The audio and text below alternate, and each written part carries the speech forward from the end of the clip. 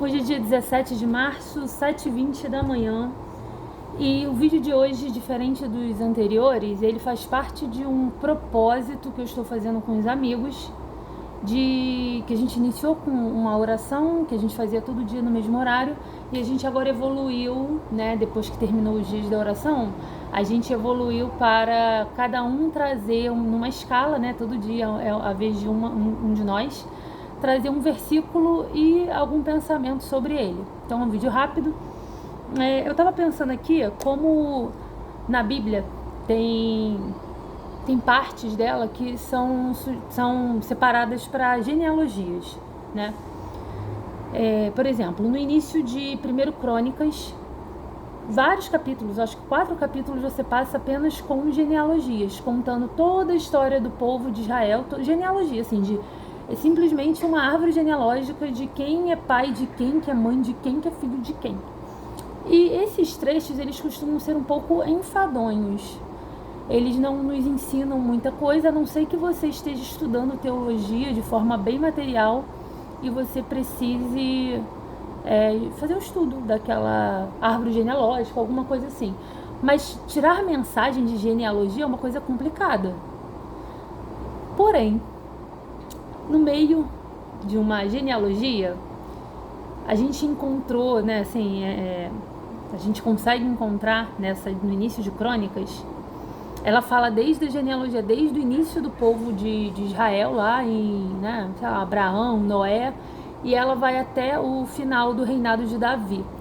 No meio dela existe uma preciosidade escondida, que são 2 versículos relacionados a um homem chamado Jabes, ou Jabés. Tem pessoas que pronunciam das 2 formas. E assim, gente, é no meio, e são só 2 versículos. Você tem só não sei quem, é pai de quem, que não sei quem. Aí do nada tem 2 versículos falando de um homem chamado Jabes, e da mesma forma que entrou ali no meio, sumiu, acabou e não se fala mais nada dele na Bíblia. E por que eu trouxe esses 2 versículos? Porque fala sobre identidade. E fala sobre não aceitarmos os rótulos e as limitações que a vida, que as pessoas e as circunstâncias nos impõem. Sabemos que nomes na Bíblia, eles são muitas vezes alcunhas. Era comum para o povo antigamente, hoje em dia nem tanto. Existem algumas sociedades que ainda se baseiam em significado de nome, tá? Porém, aqui no Ocidente isso não é tão comum. As pessoas muitas vezes colocam um nome só porque tem uma fonética bonita ou algo assim. E eu achei curioso, eu vou ler aqui esses 2 versículos e vou fazer um paralelo com algumas experiências minha e de uma pessoa que trabalhou comigo. Aqui os 2 versículos falam assim, né?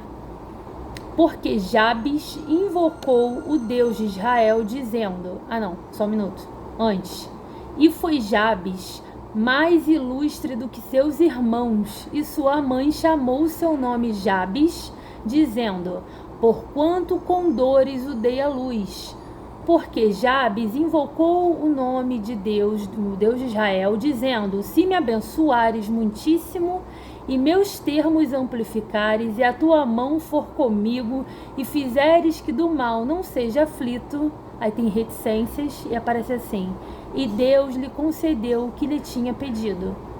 Depois desses 2 versículos, e antes deles, só tem genealogia. E tem esses 2 versículos meio que perdidos aqui no meio. E sério, gente, assim, a Bíblia, a palavra de Deus, a gente fala que ela é viva. Viva significa que vão ter versículos que eles vão falar com a gente de forma específica e dependendo da fase da sua vida. E ele fala às vezes de forma diferente para cada pessoa. Ele se enquadra e se encaixa de uma forma, às vezes, específica e enigmática para cada uma das pessoas. Isso tem muito a ver com a sabedoria de Deus e com essa complexidade e, ao mesmo tempo, uma simplicidade da Bíblia. Esse versículo, esses 2, e a história de Jabes, que não é bem uma história tão completa assim, mas ele ensina pra gente tanta coisa em 2 versículos que eu vou pontuar aqui. Primeiro, passado não determina futuro, tá? Foi uma das coisas que a gente pode pensar em relação a isso. Jabes recebeu o nome de Jabes porque a mãe dele teve ele com dores de parto. Ela deve ter passado por uma aflição muito grande, e ela, se prendendo na dor, ela deu o nome do filho, que na época, significado de nome era algo realmente muito importante. As pessoas Deus mudava o nome das pessoas de acordo com seus propósitos, tá? Isso era uma coisa importante na sociedade na época. Mas Jabes, apesar do nome de dor, que a mãe colocou essa alcunha nele e marcou ele para sempre com a dor, Jabes não aceitou. Então a gente aprende que passado não determina futuro, que rótulo que a sociedade ou que a vida nos dê, ou até algo que nasça com você, não determina e não tem o poder de te limitar, se você buscar romper isso. Outra coisa que nos ensina é sobre fé e oração. Jabes, ele vendo a circunstância em que ele estava, ele orou ao Deus de Israel. Então, nessa oração, ele pede duas coisas ali que a gente pode até pontuar e separar em categorias meio que distintas. Ele pede sobre questões materiais para Deus abençoar ele materialmente, e ele também pede que a mão de Deus nunca se aparte dele, né? Ele pede que seja afastado do mal e tudo mais. E no final, ali em 2 versículos, sem contar história nenhuma, simplesmente diz que Deus atende o pedido dele, e também fala que ele acabou sendo mais ilustre que seus irmãos. Quem são os irmãos? Ninguém sabe. Como ele foi ilustre? Também não se sabe. Mas uma coisa a gente sabe: Jabes não aceitou a alcunha que foi dada, e por algo que era comum, sabe? É comum biblicamente as pessoas terem seus nomes vinculados a seus propósitos, e o próprio Deus fazia isso. Então você pode dizer assim: isso era uma lei divina. Olha, não estou aqui querendo ser herética, mas naquela época um homem virou para Deus e falou: Senhor, eu não aceito essa situação, e se possível, mude. E a fé dele alcançou isso. E aí entra outros ensinamentos que a gente pode ver depois, que é em relação a você, não é só uma questão de falar, não é só uma questão da oração, é a fé que você tem dentro do seu coração. A fala, ela tem poder a partir do momento que ela já existe uma fé dentro do seu coração. Ele sabia que Deus podia mudar tudo, que ele não estaria preso a uma alcunha que a mãe dele deu. Ele simplesmente resolveu romper isso na presença de Deus, e alcançou. Sobre a experiência pessoal, tinha um sargento que trabalhava comigo, não vou falar o nome aqui, mas ele tinha um nome bíblico de um rei da Bíblia, vamos deixar assim, que eu também não conhecia na época, ele que me contou a história, que era um rei alcoólatra, e que dava trabalho para os pais e tudo mais.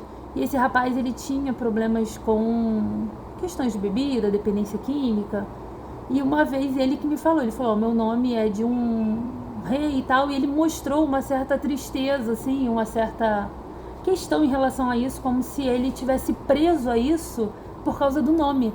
E ele, eu acho que era de família cristã, apesar dele ter essa vida meio desviada, né? Não à toa ele tinha um nome bíblico.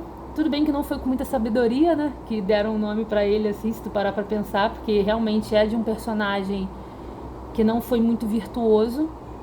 Porém, Jabes está aí para mostrar pra gente, já tem jurisprudência, eu adorei isso, temos jurisprudência bíblica para rejeitar rótulos e alcunhas que a sociedade nos dá, tá? Principalmente os negativos, né, obviamente, e trabalhar em cima dos positivos. Agora eu vou dar meu exemplo pessoal. Meu nome, eu sempre soube que ele tinha um significado que não diz muita coisa, mas até, tipo, casava assim, né, com a minha pessoa. O Lívia significa lívida, pálida. E, bom, todos os nomes com essa, por exemplo, Nívia é branca como a neve. Então, sempre foi um nome que eu falava: beleza, tá dentro. Teria algum problema se fosse morena ou negra? Não, mas é interessante. E aí eu peguei, recentemente, eu descobri novos significados pro meu nome em outras línguas. E aí eu descobri um significado ótimo e um significado péssimo. Eu descobri, estudando sobre uma personagem romana, que o nome Lívia significava, a parte negativa, inveja.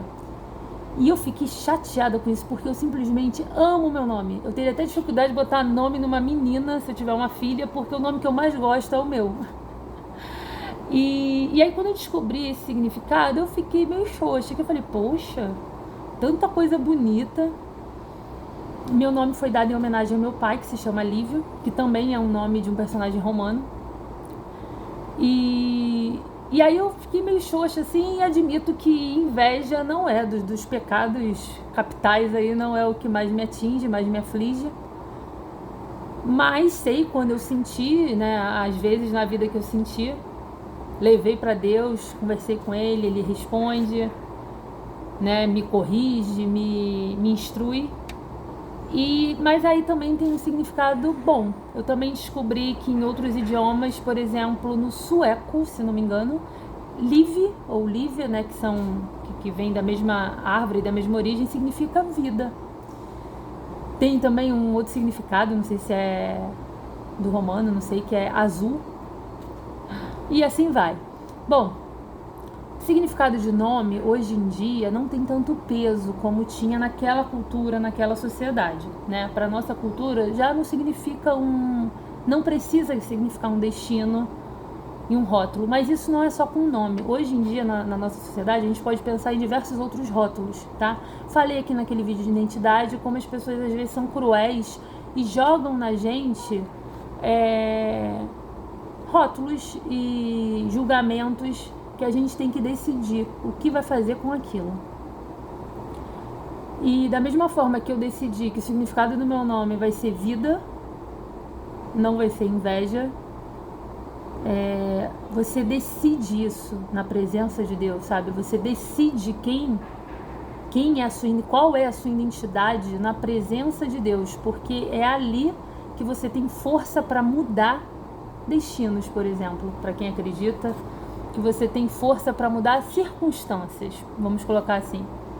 Então, a mensagem de hoje é sobre não aceite os rótulos impostos pela vida se eles forem negativos. A gente tem aí o exemplo de Jabes, que não aceitou e alcançou misericórdia. Foi um homem ilustre, apesar do seu nome, do seu rótulo ser negativo. Temos o exemplo aí dessa pessoa, né, que trabalhou comigo, que se sentia pesado pelo nome que carregava. E tem eu aí definindo a minha identidade. Vou sugerir a próxima na escala agora é a Carol. Edmar foi ontem, tem um vídeo dele aí no YouTube. Amanhã vai ser a Carol. Eu vou sugerir, Carol, se você se sentir confortável, de você trazer um vídeo, tá? Mas só se sentir confortável. Às vezes a gente quer, não sei se é teu caso, né? Mas às vezes as pessoas, né? Igual a gente estava falando aqui, podem alcunhar a gente com... E a gente também, a gente se sente às vezes tímido, acha que é fechado, introvertido, e no fundo às vezes é só uma questão de trabalhar em cima disso.